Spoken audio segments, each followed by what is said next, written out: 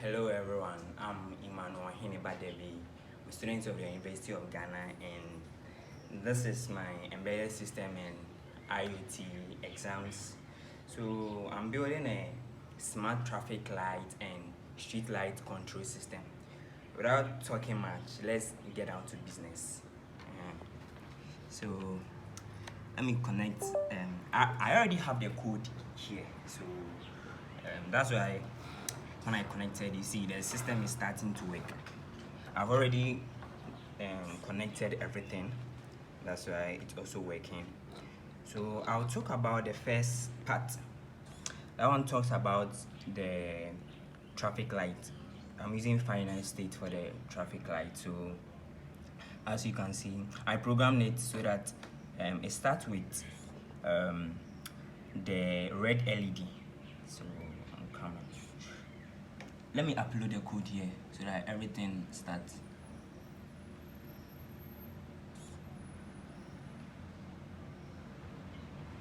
So yes, so the red LED will start. It will be on for 5 seconds, then it moves to the green for 5 seconds, then it comes to the yellow or amber that stays on for 2 seconds. So you can see there's no breakage in the system, the sequence. It goes through like that. So from red to green to the yellow.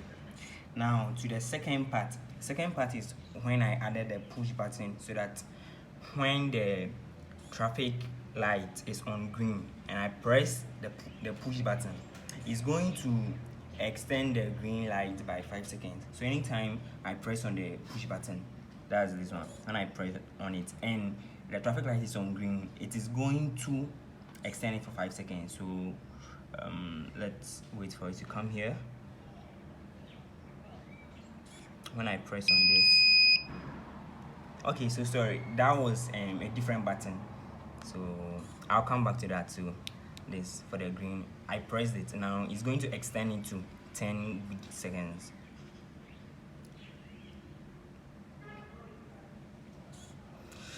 I'd like to explain that part again. So when it's on green, I press. So let's do something like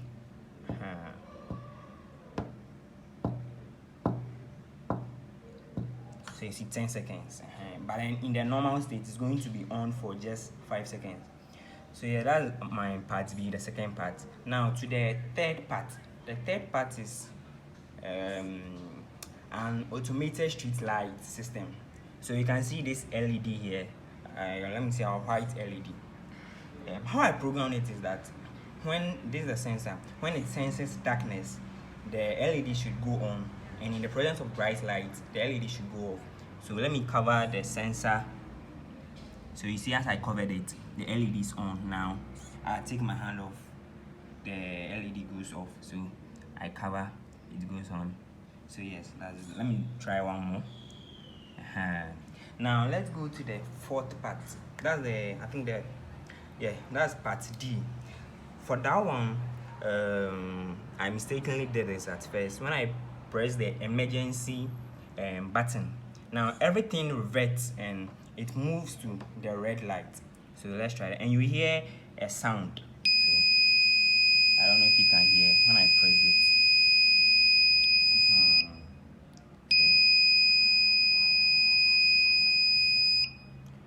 Okay, now let's come to the code and let me show you. I have to display some things on the serial monitor, so let's come back to the code and see how it works.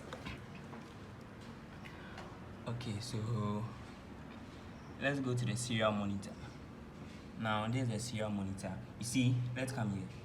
It's red here. Now let's come back to the monitor. Now it's red here. So when it's green, it goes to green. When it's yellow, it goes to yellow. Now let it go to green. Let me press the push button and let's see what happens. So you can see vehicle detected. Green has been extended. Now let me press the emergency button. So when I press that, you can see emergency mode active. Immediately I leave it, you can see emergency cleared, resuming normal operation. So let's try that one more time. So emergency mode active.